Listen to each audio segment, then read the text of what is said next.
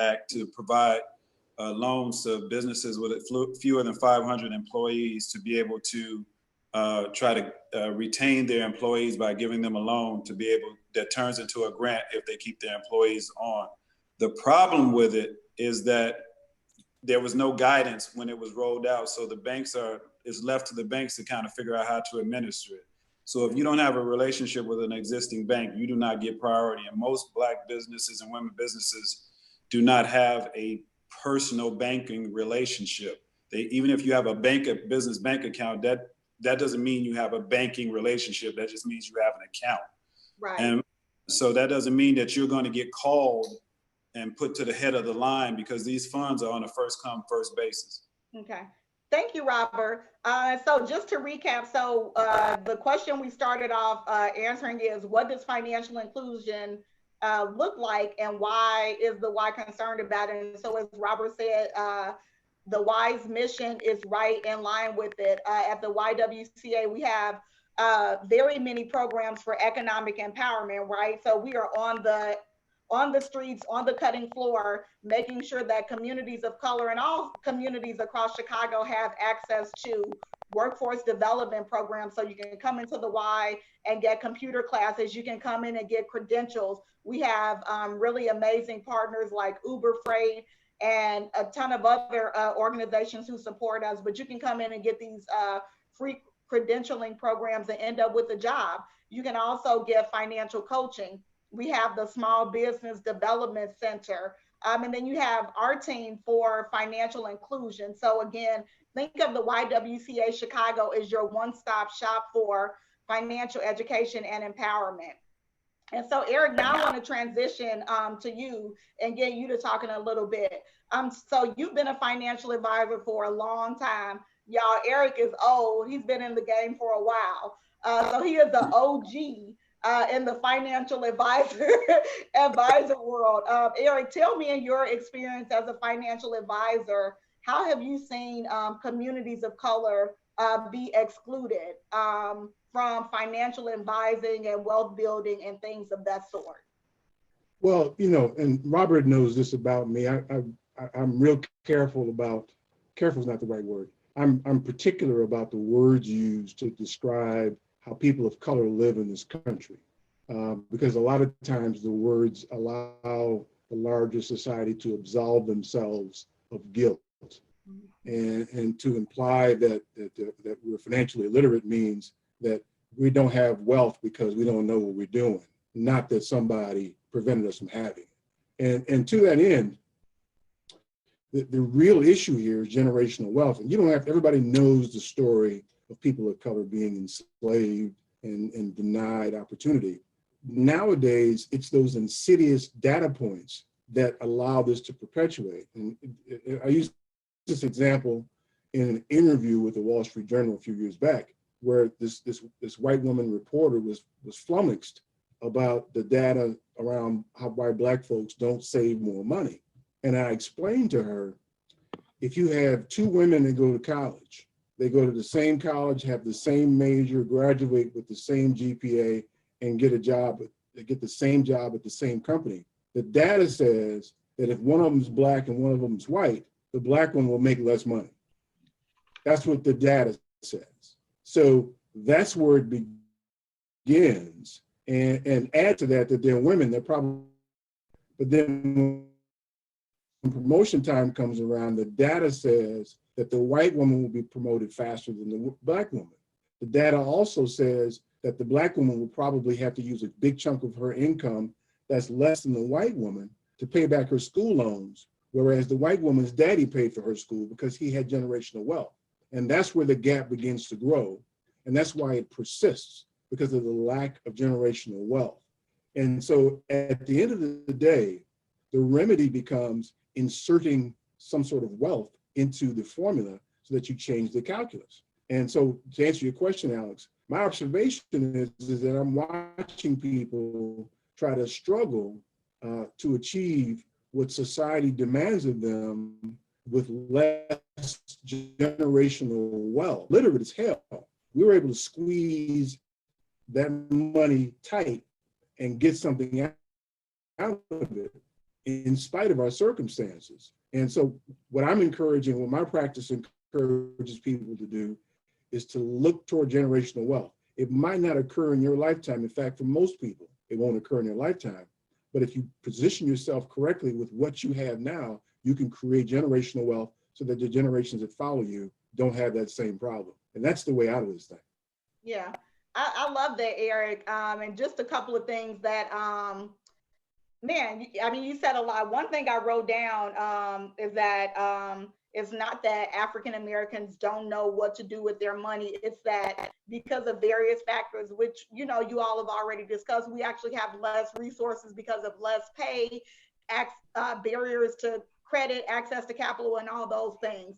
And then I also heard you talk about generational wealth, right? And so to me, that means thinking about not just what I'm doing for myself today, but thinking about my grandchildren and great grandchildren that really haven't been born yet. And I think now in society, we want things now. There are so many influences through social media, and kind of that for some of us, that feeling of lack, where I'm the first person in my family to go to college. I have to have this big house, I have this money, and so I have to buy stuff and have all these things, right? And so I think that if we really knew, and I'm including myself in this too, if you all have ever heard my personal story with money, I was really very bad, and I was a financial advisor, and so I was a great advisor where I gave the best advice to empower my clients, but I could not take my own advice, right? And so, long story short, just kind of bringing that full circle, I'm now a mom. I have a 4-year-old, and my building generational wealth starts with him, right? It's not just enough for me to utilize the resources that I have and use them well and use them responsibly. Also need to teach this kid how to manage money so that when he gets his inheritance, he doesn't blow it all, right? And so, you know, generational. That's the thing, though, Alex. That's the thing, Alex. Even with the children nowadays, when they want a PlayStation or Xbox, they know how to figure out how to financially get that and stack enough money to get it. Nobody's illiterate. They prioritize different. You may argue that their priorities aren't there.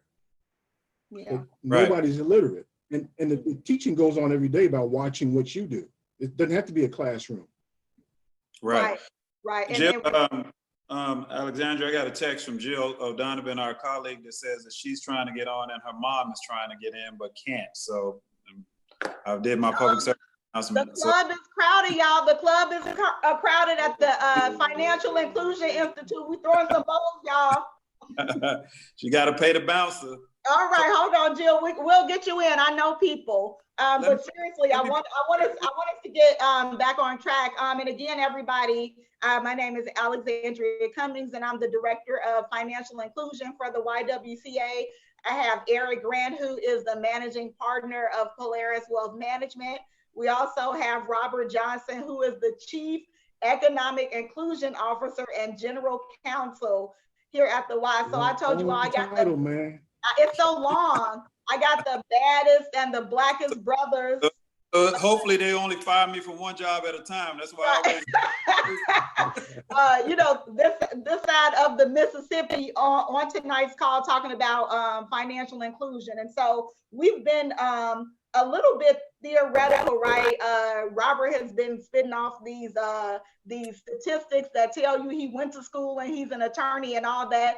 And Eric has been giving his years of financial advice, but I want to kind of bring it back to a more, you know, the current standpoint, right? So right now, everybody knows this, we're in a pandemic, right?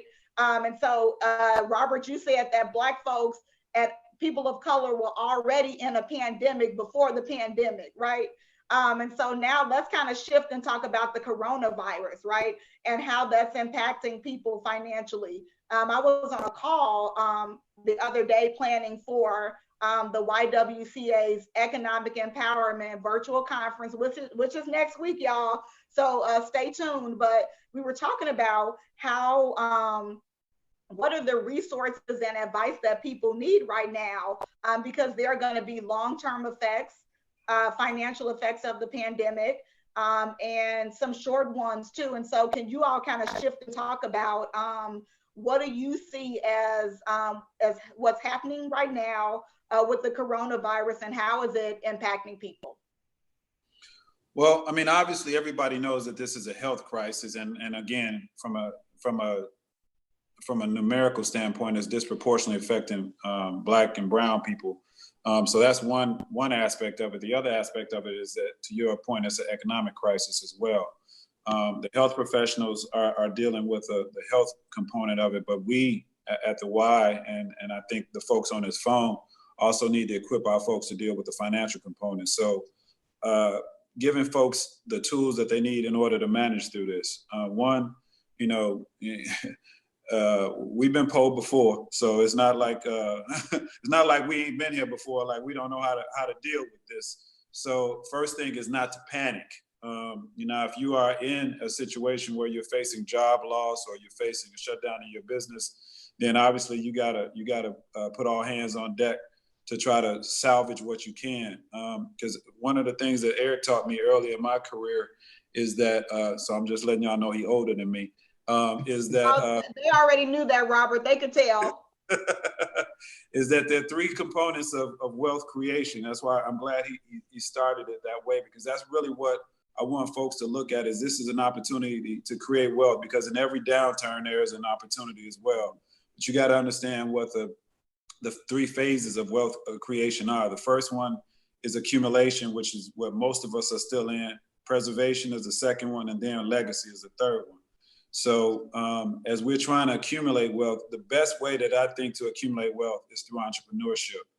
You know, again, statistically, and I won't bore you guys with statistically, but we all know anecdotally that we did best as a people when we had our own, when we were entrepreneurs. Unfortunately, when we were forced to do business with each other is when we thrived the most economically. So I'm always going to advocate entrepreneurship. This is a time to get your side hustle on. Most entrepreneurs are either accidental or unintended entrepreneurs. So this is a time for folks to start looking at, while you're at the crib, while you got plenty of time on your hands, what is it that you can do to make money and to support yourself, and to look for opportunities in this crisis. That's the first thing. The second piece is around that preservation piece. You know, one of the things that leads to generational wealth is insurance. As Black folks, we have an aversion to insurance for a variety of reasons, because there was a lot of predatory policies and things of that nature. But you got to protect what you have, and you got to begin to develop a legacy, develop something that could be passed on. So I'll stop there because I don't want to take up all of E's time, but those are the things that I think we could be focusing on right now during this pandemic. And before we get to Eric, I just want to, I love what you said, Robert, about don't panic, right? It is a lot going on, and it's a situation that none of us have ever been through before in our lifetime, right? So even though we know that, right, it's a lot, but don't panic. Also, I heard you say to look for opportunities, like there are still opportunities for you to build wealth in the future.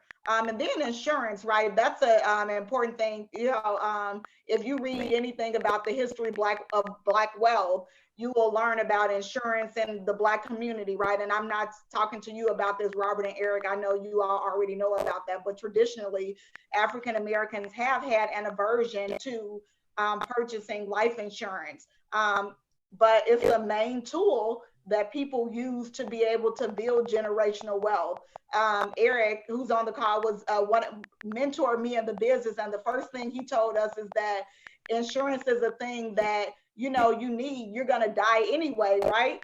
So go ahead and plan for it. You want to, I'll stop there. But Eric, can you answer that same question about the current pandemic? What should people be focusing on? Should they be scared? Give us your take. Well, I mean, I have a different take on this thing. I actually think that this is a time to panic. I think people should, I mean, not in the way that you're running around scared of everything, but sometimes if you panic, you take out the fire extinguisher and you start going to work. Because a lot of times if you're going to work every day and you get the little paycheck coming or whatever, you get complacent. Sometimes you need to get kicked in the butt sometimes like this in order to get up off of those ideas. So you've been walking around working this job every day, And you got these business ideas you can't get to because you don't have time because you're working for Mr. Charlie every day. Now you're home every day. And while you may still be working from home, Mr. Charlie ain't watching you every day. So, this is the time where you start that business that you've been talking about all this time, and you test it, and you put it out there, and you try it. And yeah, there's all kinds of things that can prevent you from succeeding right now, but now's the time to do that, because what Rob said earlier is so true. Building your wealth is built in entrepreneurship. So, and the other part is regarding the life insurance piece. I mean, what better way to insert wealth into your family? If it were me, and this is going to sound a little bit morbid, I suppose, but the oldest people in your family, everybody put your money together and buy as big a life insurance policy as you can on them. Okay, you may not like me saying that, but that'll artificially insert wealth into your family and create all kinds of opportunities. And let me tell you how I know you want to do it. If you had $1 million in your account right now, you'd be really happy, even if grandma died to give it to you. And what would you do with it becomes the question. And I'll leave you with this. One of the things that I've been challenging a lot of my clients to think about these days is, so we spend a lot of time planning for mishaps and all the things that could go wrong in our lives. But how much time do you spend planning for wild success? If everything goes right, are you ready to do that? If you have a business where you're selling widgets, and all of a sudden you got to order for 10 million widgets, can you make 10 million widgets? If you can't make 10 million widgets, do you have a way to figure out how to make 10 million widgets and get them sold and enjoy wild success? I think we need to spend an equal amount of time planning for wild success, along with planning for the mishaps in life that could prevent you from keeping or building your wealth. And the pandemic is just a way for you to give you time to do some of those things and stay healthy, by the way. Awesome. Thank you, Eric. And so I want to just go to some of the comments. Bria Clark, hey, Bria. Bria said that you all are making excellent points. Dwight Ward says that this is a good thought process. So thank you all for that. And so just some takeaways, because it's almost, time for us to wrap up. You get us on here and start talking. And this is what we do. So you can't shut us up, but we'll have to do it. And so just some takeaways we talked about. Somebody asked, what are some of the positive things that can, Lauren Brown said, do you see any potential for positive outcomes during the pandemic? And so, Lauren, thank you for that question. I think Eric and Robert touched on it beautifully already, that despite what is going on, let this pandemic fuel you, right? Because you got time, right? We all have nothing but time on our hands. So look for opportunities to start a business, right? Start looking at your financial records, right? When is the last time you looked at your budget? If you're like me, you are probably, have a few more coins in your pocket because you're at home. So why not buy some stock or get an insurance policy or set money aside, to pay off debt, right? There are a lot of opportunities. And I love, Eric, also what you said, to plan for wild success, right? A lot of times when we are talking about finances and communities of color, sometimes it's of the deficit mindset, right? Wow, historically all these things have happened, but I love, Eric, that you're saying plan for wild success and know that, you have the right, once you have the right tools, you can build wealth. So thank you all for that. And so Alexandria, let me just say one other quick thing. One of the things that I tell people all the time to piggyback on what Eric says, everybody should have an LLC. It costs you $150 to have an LLC, limited liability company. So even if you don't have an idea of what business that you want to start, just get you an LLC, especially if you got a job right now, because trying to get credit and starting a business once you don't have a job is next to impossible. So in times of peace, prepare for war. Although this is not peacetime, while you got a job, get you a $150 LLC. Worst case scenario, even if you don't start a business, you can write off a lot of your business, your personal, your quote business expenses. I'm not a tax attorney, but you can write off a lot of your business expenses through your LLC. So at the very least, get you an LLC set up during this time and and try to take advantage of this time to figure out what it is that you might actually want to launch. And that's a plug for Side Hustle Saturdays that we have that we do at the YWCA. If you're trying to figure out what it is that you might want to do, we're doing virtual Side Hustle Saturdays to help you figure that out. Yes, yes, everybody. Be part of that. That sounds fun.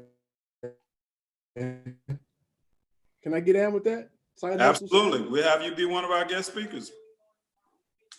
Yeah, we kind of already had you down on the list. Thank you, though. Thank you. I'll do that too. Thank you in advance for your service. So real quick, we want to wrap up now. Man, we again, you are with Alexandria. I feel like a DJ, right? You all are with Alexandria Cummings. I know I feel like I need to have my, you know.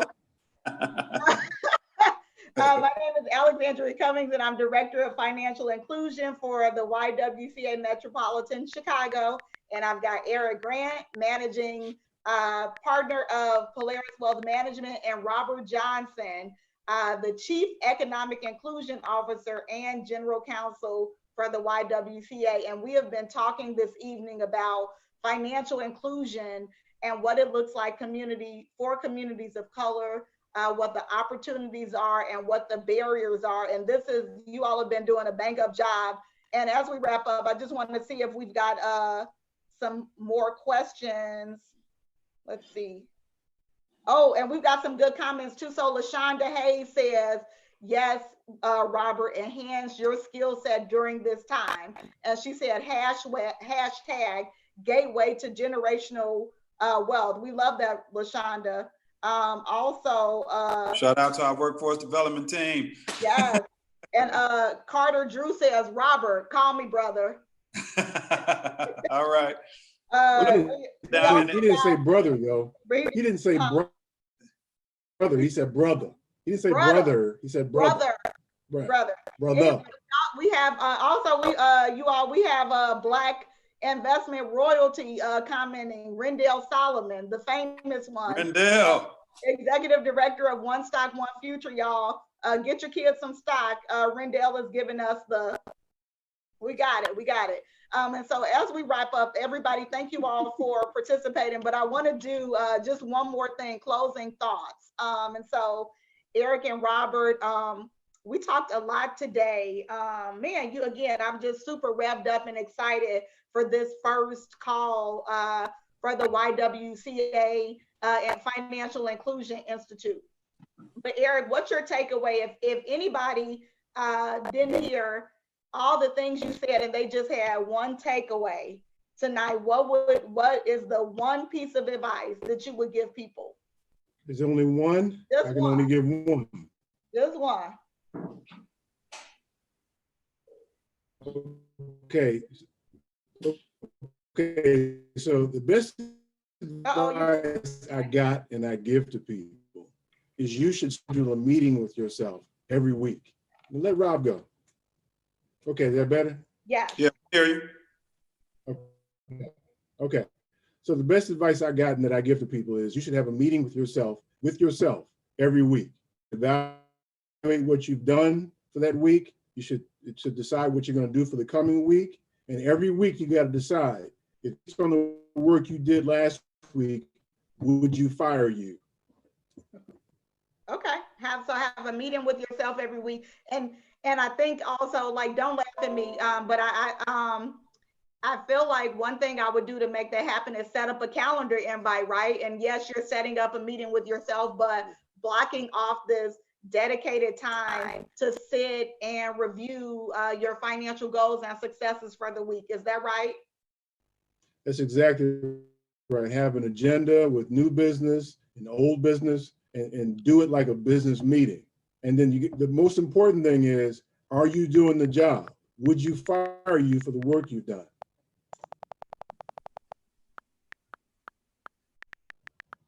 That's right. Write that down. Okay. All right. Thank you, Eric. I did write it down. Everybody, I have like all these notes. So yeah, I'll be sharing them out. Robert, share with me what you got. What would you say if they didn't take anything away from tonight's call? What's the one thing? There's a concept that I call IAE, and which stands for I am enough.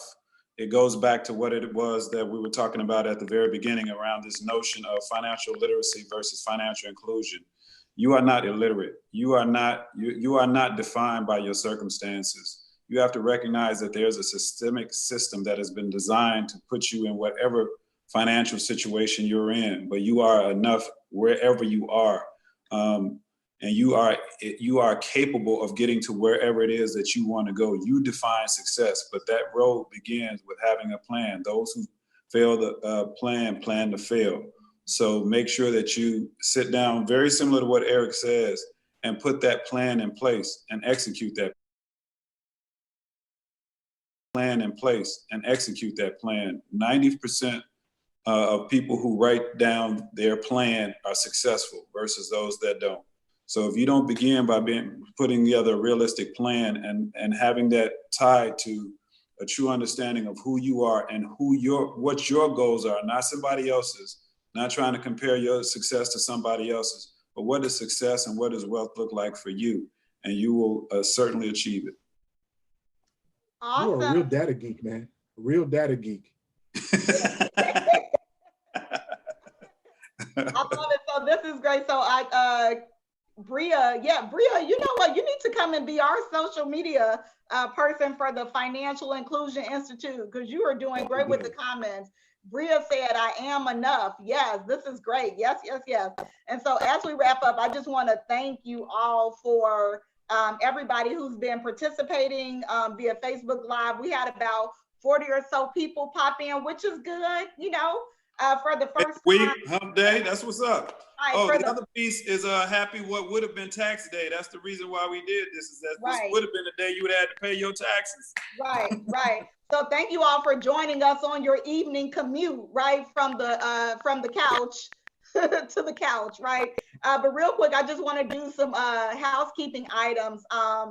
Next week, the YWCA of Metropolitan Chicago is having an economic empowerment virtual conference. So there'll be 5 days of financial education, and to accommodate you and your schedules, they'll be around lunchtime. So take that lunch break and join us every day from noon to 1 p.m. Central Standard Time. We'll be doing the same thing, streaming it from Facebook Live, and you'll be able to participate. All the sessions are, of course, free. So tomorrow morning, you'll see the link go up for the virtual, the Economic Empowerment Virtual Conference sponsored by the YWCA Metropolitan Chicago. Topics we're going to cover are: what are the 5 best money moves you need to know now? There's going to be a conversation about how to upskill yourself using technology. Also thinking about how can you make yourself more hireable right now, even during the pandemic, by updating your LinkedIn profile and your resume. And then on Friday, we'll have a live Q&A town hall conversation. So you all, it's going to be great. If you just got a little taste of what we did today, next week is just going to blow you out of the water. So again, thank you all. And for those of you that are small business owners and entrepreneurs, there's also a call tomorrow afternoon, I believe from 11 to 12 p.m. with our director of the Illinois Small Business Development Center. So again, when you think of financial inclusion and financial empowerment, think of the YWCA Metropolitan Chicago. And just one last thing, I want to give a shout out to Dory McWhorter, who is the amazing CEO of the YWCA Metropolitan Chicago, for just lifting us up and allowing us to get out here and do the work that needs to be done for communities of color. So Dory, we're shouting you out. Woo, woo. Hey. Yes. And again, everybody, thank you all for joining, and have a good night. And special thanks to our guest, Eric Grant of Polaris, and also Robert Johnson of YWCA Metropolitan Chicago. Thank you all. Thanks, Alexandra. Great job. Have a good night.